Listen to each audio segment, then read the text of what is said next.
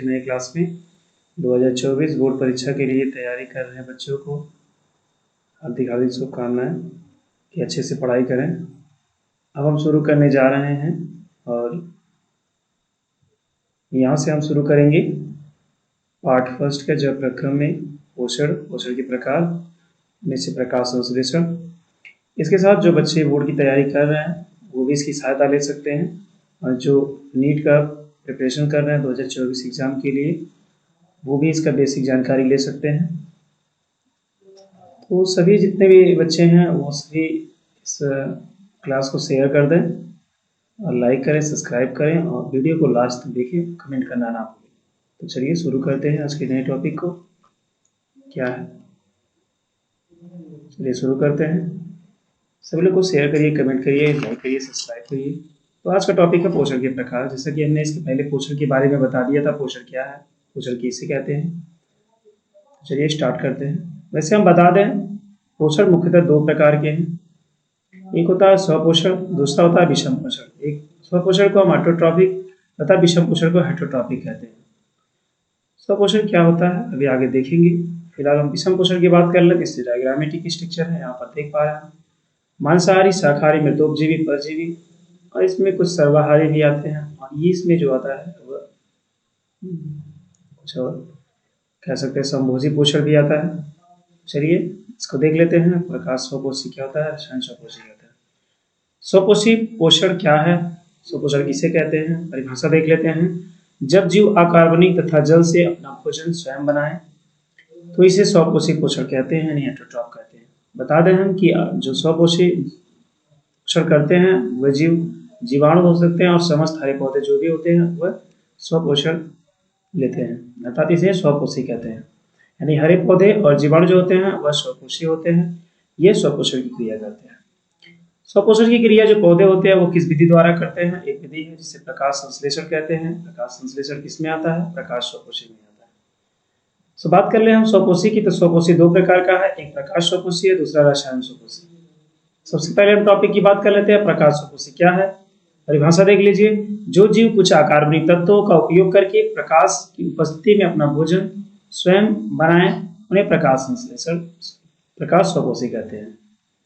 जो जीव कुछ अकार्बनिक तत्वों का उपयोग करके प्रकाश की उपस्थिति में अपना भोजन स्वयं बनाते हैं प्रकाश स्वपोषी कहलाते हैं। प्रकाश स्वपोषी के उदाहरण में जैसे कि हमने बताया था, हरे पौधे होते हैं, जितने भी समस्त हरे पौधे होते हैं, जिनके पत्तियां हरी होती है, जिनके तने हरे होते हैं, जो भी है, यानी पौधे जो हरे होते हैं, हरे दिखते हैं आप सभी को, वो सभी जो होते हैं वो स्वपोषी होते हैं, अर्थात वह प्रकाश की उपस्थिति में अपना भोजन स्वयं बनाते हैं। सो प्रकाश की उपस्थिति में जो अपना भोजन स्वयं बनाए उन्हें हम प्रकाश स्वपोषी करेंगे। जैसे हरे पौधे होते हैं वो प्रकाश की उपस्थिति में अपना भोजन बनाते हैं। लेकिन बात आएगी कि प्रकाश की उपस्थिति में ही भोजन जो बनाते हैं उन्हें स्वपोषी क्यों कहते हैं। सो यहाँ पे हम बात करेंगे प्रकाश संश्लेषण की, तो उसमें ये डिफाइंड हो जाएगा कि प्रकाश स्वपोषी क्यों है। तो प्रकाश संश्लेषण एक विधि है। प्रकाश संश्लेषण की विधि से जो हरे पौधे होते हैं वो अपना भोजन बनाते हैं। प्रकाश को एब्जॉर्ब करने के लिए कुछ पिगमेंट होते हैं, कुछ वर्धक होते हैं जो इनको एब्जॉर्ब करते हैं, अवशोषित करते हैं। अर्थात कुछ इनमें ऐसी कोशिकाओं में कुछ ऐसा पदार्थ होता है, कुछ ऐसे पिगमेंट होते हैं जो उनको क्या करते हैं, भोजन बनाने के लिए सहायता करते हैं। तो आइए शुरू करते हैं। प्रकाश संश्लेषण क्या होता है, जिसको इंग्लिश में हम लोग फोटोसिंथेसिस कहते हैं। प्रकाश संश्लेषण में कार्बन डाइऑक्साइड और जल के बीच रासायनिक क्रिया के फलस्वरूप ग्लूकोज का निर्माण होता है। फिर से परिभाषा सुन लीजिए। प्रकाश संश्लेषण में कार्बन डाइऑक्साइड और जल के बीच रासायनिक क्रिया का फलस्वरूप ग्लूकोज का निर्माण होता है और इसमें ऑक्सीजन भी रिमूव होते हैं। वही ऑक्सीजन जो होता है वो क्या करते हैं, जो जंतु होते हैं वो ग्रहण करते हैं श्वसन क्रिया में। ये देख लेते हैं प्रकाश संश्लेषण के रिएक्शंस जो होते हैं। जैसे कि मैंने बताया कि प्रकाश की उपस्थिति में, पराबैंगनी की उपस्थिति में जल अथवा कार्बन डाइऑक्साइड का उपयोग करके पौधे अपना भोजन ग्लूकोज के रूप में प्राप्त करते हैं, उन्हें हम क्या कहते हैं, स्वपोषी कहते हैं। अर्थात ये देख लेते हैं प्रकाश संश्लेषण की विधि जो पौधे करते हैं, क्यों पौधे स्वपोषी कहलाते हैं, जो प्रकाश संश्लेषण करते हैं तो क्या है। तो प्रकाश संश्लेषण एक रचनात्मक क्रिया है। देख लेते हैं इसके रिएक्शंस की प्रकाश संश्लेषण कैसे होता है। तो मैंने बताया कार्बन डाइऑक्साइड तथा जल का उपयोग करके सूर्य की प्रकाश, और इसमें क्या है, पराबैंगनी है,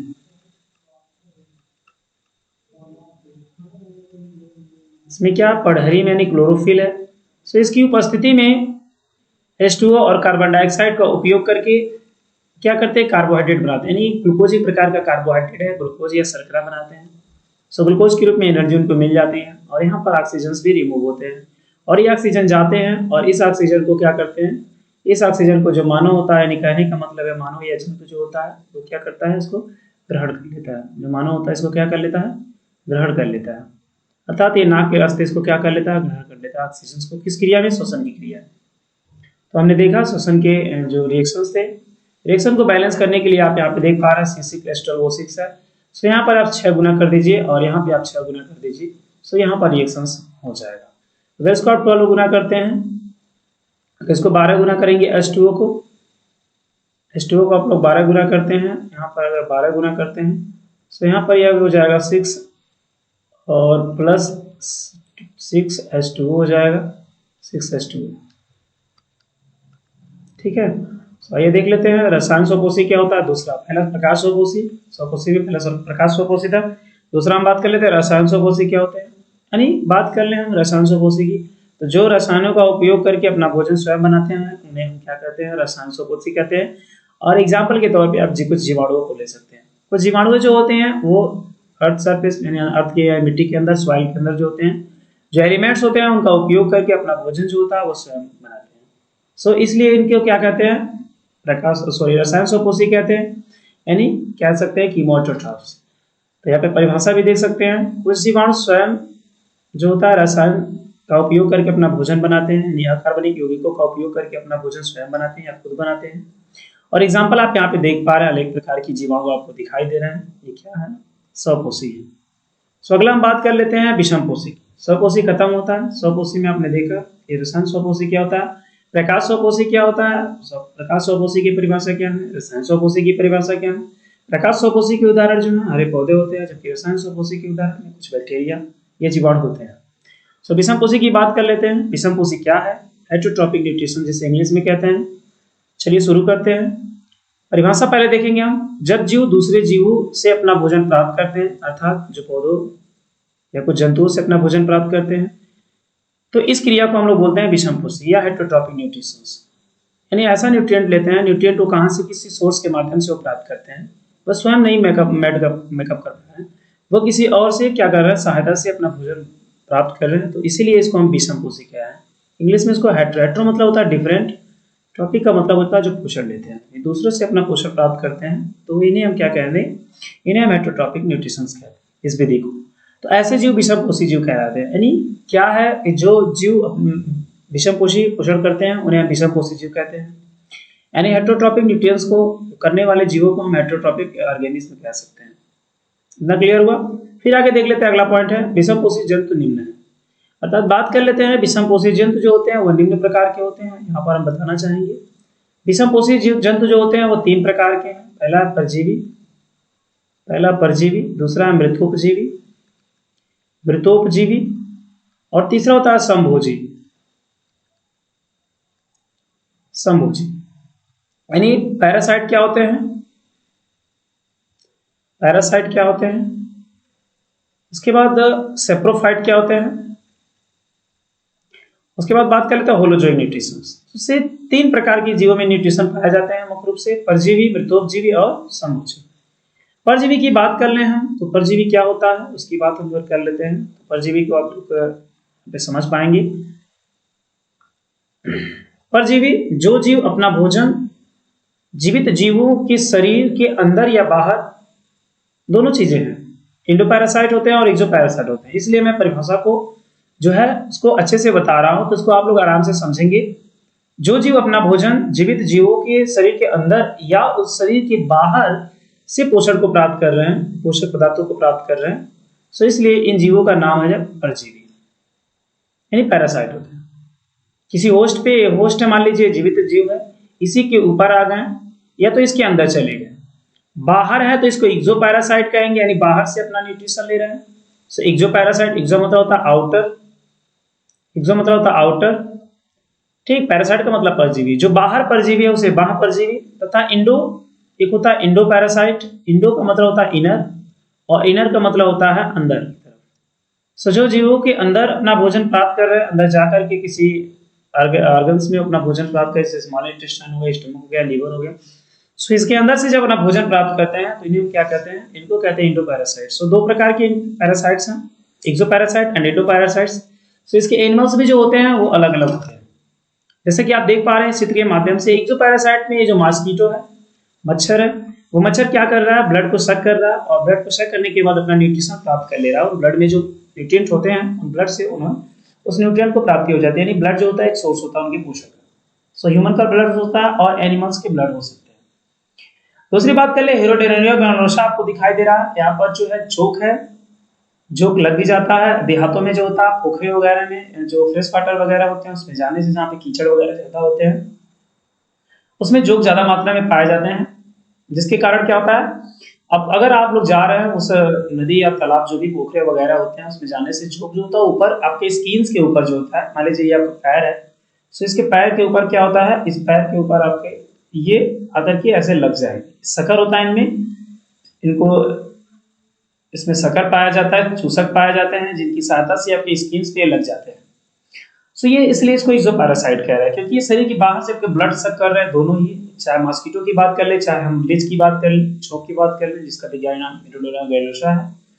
सो इसके बाद यहाँ पर देख पा रहे हैं यहाँ पे एस्कैरियासिस है, कुछ आपके जो फीताकृमि है वो भी है। सो ये दोनों जो होते हैं शरीर के अंदर जाकर के आंत में वगैरह में जो होता है वो अपना भोजन प्राप्त करते हैं, इसलिए इसको हम इंडोपैरासाइट कहते हैं।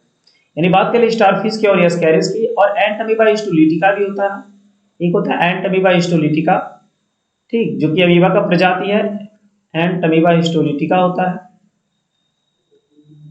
एंट अमीबा हिस्टोलिटिका होता है। ये शरीर के अंदर से क्या करते हैं, जाकर के पेचिस नामक रोग भी उत्पन्न करते हैं और वहां से अपना भोजन बनाते हैं और क्या करते हैं, उस भोजन लेने के बाद उस छोटी आंत को नासूर कर देते हैं, घाव बना देते हैं जिससे मन के रास्ते ब्लड भी आता है।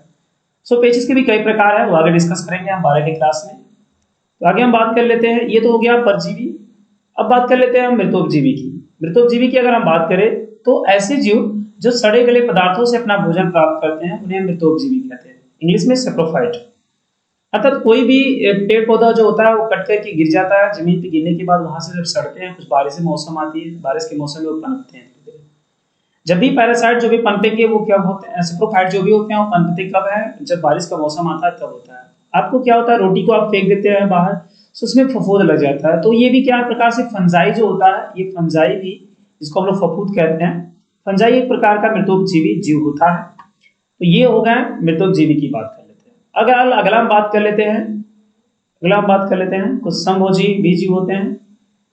तो इतना स्क्रीनशॉट लेने के बाद बात कर लेते हैं हम, चलिए समभोजी क्या होता है, समभोजी की बात कर लेते हैं। अमीबा क्या होता है, समभोजी है। और बात कर ले ह्यूमन की, तो ह्यूमन भी जो होता है ये समभोजी पोषण लेता है, अर्थात वो मानव भी भोजन को ग्रहण करता है, ग्रहण करने के बाद पाचन करता है, पाचन करने के बाद अवशोषण करता है, अवशोषण करने के बाद एसिमिलेशन करता है, एसिमिलेशन होने के बाद एक्सक्रीशन कर देता है, जो वेस्ट मटेरियल होता है शरीर में उनका एक्सक्रीशन कर देता है। सो ये तो हो गए कुछ टॉपिक। अब बात कर लेते हैं हम कुछ चीजें जो होते हैं, जैसे मान लीजिए जंतु है, जंतु की जो पोषण लेने की विधि होती है उसके आधार पर जो जंतु हैं वो निम्न प्रकार के, चलिए देख लेते हैं। जंतुओं के पोषण की लेने की विधि के आधार पर जो जंतु होते हैं या जंतुओं में पोषण की बात कर लेते हैं, तो ये मुख्य प्रकार से जंतु में पोषण लेने की विधि के आधार पर ये क्या क्या होते हैं, ये शाकाहारी होते हैं, शाकाहारी, ये तो पहला हो गया। दूसरा जो होता है ये होता है मांसाहारी, मांसाहारी। और तीसरा जो होता है ये सर्वाहारी होते हैं, सर्वाहारी। सो ये तीन टाइप्स के जो हैं वो न्यूट्रिशंस हैं जंतुओं में पोषण विधि के आधार पर लेने के आधार पर उनको कह सकते हैं। तो शाकाहारी क्या होता है, इंग्लिश में इसको हर्बीवोरस, मांसाहारी क्या होते हैं, सर्वाहारी क्या होते हैं, सभी की बातें हम कर लेते हैं। सबसे पहले हम बात कर लेते हैं शाकाहारी क्या होते हैं। तो शाकाहारी को इंग्लिश में हर्बीवोरस कहते हैं, अर्थात जो पेड़ पौधे को खाते हैं या फूल पत्तियों को खाते हैं उन्हें हम क्या कहते हैं, शाकाहारी खाते हैं। वो मांस वगैरह कुछ भी ऐसा नहीं लेते हैं, वो केवल सिंपली पेड़ पौधों को ही खाते हैं, जो भी स्मॉल प्लांट्स होते हैं या बिग प्लांट्स होते हैं जो भी होता है उनको खा करके अपना पेट भर लेते हैं, अपना न्यूट्रिएंट प्राप्त कर लेते हैं। सो इसलिए उनको न्यूट्रिएंट प्राप्त हो जाता है क्योंकि जो भोजन होता है वो पौधे बनाते हैं और पौधों में वो सारी चीजें उपलब्ध होती हैं, कार्बोहाइड्रेट्स हो गए, उसमें प्रोटीन्स वगैरह हो गए, जो भी होता है वो पौधे में मौजूद होता है, जिससे जंतुओं को पोषण मिल जाता है। तो जो जंतु क्या करता है पेड़ पौधों को खाता है उसे शाकाहारी कहते हैं, आपको देख पा रहे हैं यहाँ पर। जैसा कि आप देख पा रहे हैं यहाँ पर गोट है, यहाँ पे क्या है, गोट है, बकरी है। बकरी यहाँ पे केस को खा रही है, चारे को खा रही है, यानी घास को खा रही है, अपना भोजन प्राप्त कर ले रही है। दूसरा हम बात कर लेते हैं मांसाहारी की, जैसे कि मैंने दूसरा टाइप से बताया जंतुओं को, जंतुओं में पोषक दूसरा मांसाहारी होते हैं, यानी ऐसे जंतु जो क्या, सिंपली आप परिभाषा देंगे, ऐसे जंतु जो होते हैं जो मांस खाते हैं उन्हें हम मांसाहारी कहते हैं, अर्थात वह छोटे भी हो सकते हैं, बड़े भी हो सकते हैं, उन्हें खाने से उनको न्यूट्रिएंट प्राप्त हो जाता है ऐसे मांस के रूप में।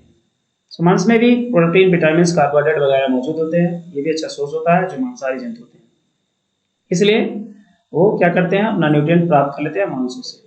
अगला हम बात कर लेते हैं सर्वाहारी की। सर्वाहारी क्या होता है? सर्वाहारी का मतलब जो मांस भी खाए, जो मांस भी खाए और किसे खाए, मांस के साथ साथ वो, मांस के साथ साथ वो घास को भी, यानी कहने का मतलब है पेड़ पौधों से भी अपना भोजन प्राप्त करता है। पेड़ पौधे भी खाते हैं, मांस भी खाते हैं, अर्थात शाकाहारी मांसाहारी दोनों ही होते हैं। तो जो शाकाहारी मांसाहारी प्रकार के दोनों प्रकार के भोजन लेता है उसे हम सर्वाहारी कहते हैं। एग्जाम्पल के तौर पे आप मानव को ले सकते हैं। मानव क्या होता है, वो एज ए एनिमल्स ऐसे होते हैं शाकाहारी के रूप में, शाकाहारी जो होते हैं उनके जैसे वो घास भूसा भी खा लेते हैं, कहने का मतलब है कुछ हरी साग सब्जियां जो हो गई को भी खा लेता है पेड़ पौधों से, वो न्यूट्रिएंट को प्राप्त कर सकता है एज, अगर